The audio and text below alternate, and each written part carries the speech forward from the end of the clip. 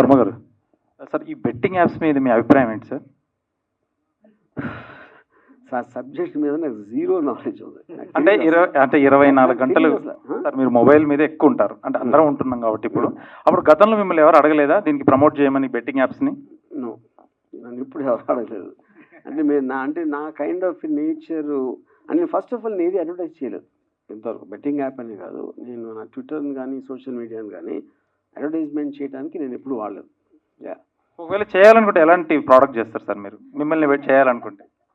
అంటే ఇప్పుడు నాకు ఇష్టం వచ్చిన, అంటే maybe what I can connect, అది కాకుండా ఇప్పుడు ఈ పర్టికులర్ ఎలిమెంట్లో నాకు తెలిసినంతవరకు నేను గమనించింది, ఇప్పుడు అది లీగల్లా కాదని ఎవరికైనా తెలిసే తెలియదో కూడా తెలియదు.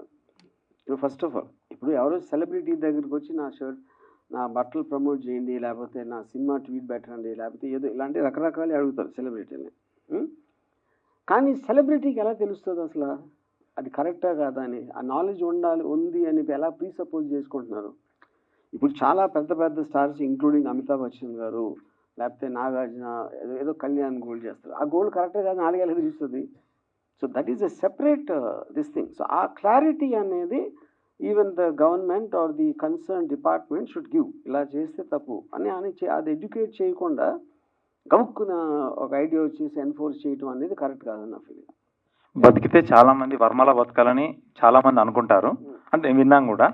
మీరు డైలీ యూసేజ్లో ఏ బ్రాండ్కి అయితే చేయగలుగుతారు ఒక ప్రమోట్ చేయమంటే, మనం డైలీ యూజ్ చేసే దాంట్లో? నేనా మేబీ ఓడ్కా. ఓడ్కా అంటే ఇందాక నాగేంద్ర కుమార్ గారు చెప్పినట్టుగా టీ ప్రమోట్ చేయండి. ఎందుకంటే టీ ఎందుకంటే నాకు టీ ఎందుకంటే ఫర్ సమ్ రీజన్ నాకు ఇష్టం లేదు.